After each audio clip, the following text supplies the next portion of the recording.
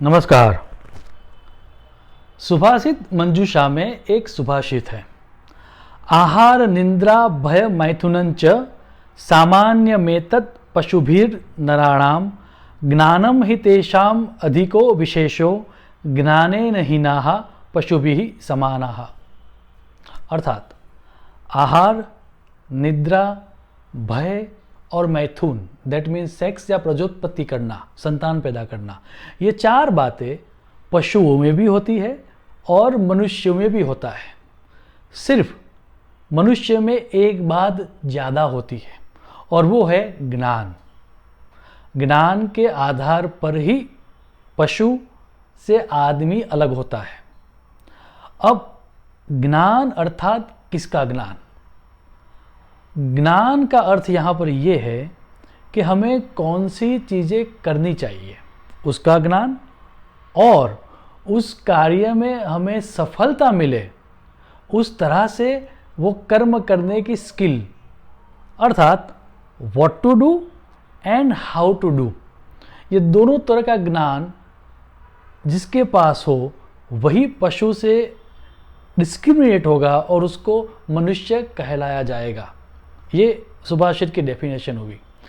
अगर हम ध्यान से हमारे सभी कर्मों का, हम जो भी करते हैं उनका अगर एनालिसिस करें तो शास्त्र में ये बताया गया है कि हम चार तरह के कर्म ही करते हैं और उसी को कहा गया है पुरुषार्थ चतुष्टय।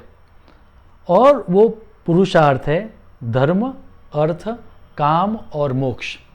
आप अपने किसी भी कर्म को ले लीजिए और उसका एनालिसिस कीजिए तो आपको पता चलेगा कि ये जो कर्म है, ये जो कार्य है आपका, वह इन्हीं चार कैटेगरी में से एक का होगा। जैसे कि सबसे पहला है धर्म। धर्म means all kind of religious activities और ड्यूटी बेस्ड एक्टिविटीज। अर्थ means all kind of occupational और प्रोफेशनल एक्टिविटीज जिससे हमें वित्त मिलता है, धन मिलता है। काम means all kind of pleasure oriented activities. और मोक्ष का अर्थ है all kind of spiritual activities, liberation based activities. इसका अर्थ ये हुआ कि हमारे किसी भी कर्म को हम ये कह सकते हैं कि वो आइदर धर्म होगा या अर्थ होगा या काम होगा या मोक्ष होगा। ऐसी कोई बुक या ऐसा कोई ग्रंथ जिसमें ये चारों पुरुषार्थों में हमें किस तरह से सफलता मिले उसका उपाय दिखाया गया हो, उस बुक का नाम वेद है। आर्य विद्या सुधाकर का श्लोक देखें।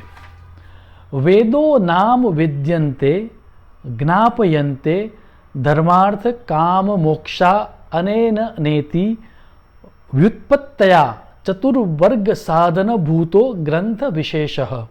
अर्थात धर्म, अर्थ, काम, मोक्ष, इन चतुर्विध पुरुषार्थ का सम्यक ज्ञान होने के लिए साधनभूत ग्रंथ विशेष को वेद कहते हैं।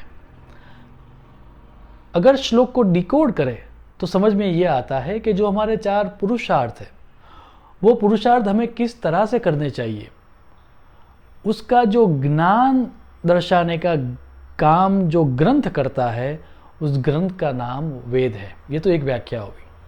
अगर हम वेद शब्द को देखें ध्यान से, अगर उसको वेद शब्द को डिकोड करें तो एक अन्य अर्थ भी प्रदर्शित होता है। वेद शब्द जो है वह संस्कृत की विद धातु से बना है और शास्त्र में इस विद धातु के चार अलग अलग अर्थ दर्शाए गए हैं। सबसे पहला अर्थ है विद ज्ञाने, अर्थात यह ग्रंथ ज्ञान देता है। किसका ज्ञान? तो हमारे चतुर्विध पुरुषार्थ में हमें किस तरह से सफलता मिले उसका ज्ञान। वेद का दूसरा जो अर्थ है वो है विद सत्तायाम, अर्थात जो सत्य है, जिसकी सत्ता है, जो सत्य है वह वेद है। उसका अर्थ ये हुआ कि जो सनातन है। जब शास्त्र में सत्य की बात आती है तो डेफिनेशन शास्त्र में ये दी गई है त्रिकाले अपि तिष्ठति इति सत्, अर्थात जो तीनों कालों में सत्य हो, जो पहले पास्ट में था, जो अभी वर्तमान में है और जो आगे जाके भविष्य में भी रहने वाला है, अर्थात कि जो सनातन है, उसी को सत्य या सत्य कहा जाता है। ऐसा ग्रंथ जो कभी भी ऑल द टाइम कंटेम्परेरी होगा, उस ग्रंथ का नाम वेद है। विद का तीसरा जो अर्थ है वो है विद विचारे, अर्थात ऐसा ग्रंथ जो हमें विचार करने के लिए प्रवृत्त करे, हमें सत्य की खोज करने की अपॉर्चुनिटी दे। ऐसे पशुवत हम जीवन न जिए, हमारे अंदर नए नए आइडियाज़ जनरेट हो। इतना ही नहीं, कोई भी कर्म करने से पहले हम ये सोचें कि हम ये कर्म क्यों कर रहे हैं और इस कर्म की हानि और लाभ क्या होगा। तीसरा अर्थ विद का है विद विचारे। चौथा अर्थ है विद का विद लाभे, अर्थात हमें जो भी चाहिए, हमारी जो भी विश हो, उस विश को फुलफिल करने का सामर्थ्य जिस ग्रंथ में हो, उसको वेद कहते हैं। इन चारों सिद्धांतों को, इस चारों व्याख्याओं को समाहित करके सिद्धांत कौमुदी में इस तरह से एक श्लोक के द्वारा दर्शाया गया है। ये पूरे सिद्धांत को आप सिद्धांत कौमुदी का श्लोक देखें। सत्तायाम विद्यते ज्ञाने वेत्ति विन्ते विचारणे विन्दते विन्दति प्राप्तो शन लुक्ष्णम शेष विदम क्रमात्। अब अगर हम प्रयोजन के आधार पर, प्रयोजन अर्थात हम कर्म क्यों करते हैं, उसके आधार पर अगर हमारे कर्मों का क्लासिफिकेशन करें तो शास्त्र में ये दर्शाया गया है कि सिर्फ दो ही प्रयोजन है। हम चाहे कोई भी कर्म कर ले, लेकिन उसके पीछे हमारे दो ही प्रयोजन होते हैं। आइदर वह कर्म सुख प्राप्ति का कर्म होता है या फिर वह कर्म दुख निवृत्ति का कर्म होता है। तो ऐसा ग्रंथ जो हमें सुख की प्राप्ति कराए और दुख निवृत्ति में हमें सहायक हो, उसको वेद कहते हैं। सायणाचार्य की यह व्याख्या देखने से ये बात स्पष्ट समझ में आ जाएगी।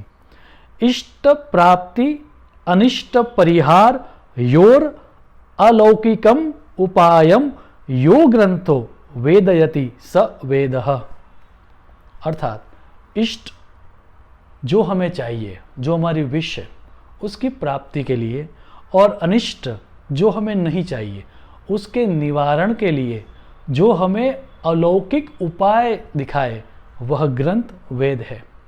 याद रहे, यहाँ पर जो बात की गई है वह अलौकिक उपाय की बात कही गई है। उसका अर्थ ये हुआ कि ये उपाय इतने सूक्ष्म है या इतने गहन है कि शायद हमारी लिमिटेड सेंसेस से हम उसको समझ न पाए। ये भी हो सकता है कि हमारी लिमिटेड इंटेलिजेंस से हम उन सिद्धांत को डिकोड न कर पाए। तो आइए आज हम उस ईश्वर को प्रार्थना करते हैं, उस भगवान को प्रार्थना करते हैं कि वो हमें ज्ञान चक्षु प्रदान करे, कि जिसके आधार पर वेद में ये जो अलौकिक उपाय दर्शाए गए हैं वो हम समझ पाए और हमारे जीवन में सुख, शांति और समृद्धि आए। शुभम भवतु। प्रणाम।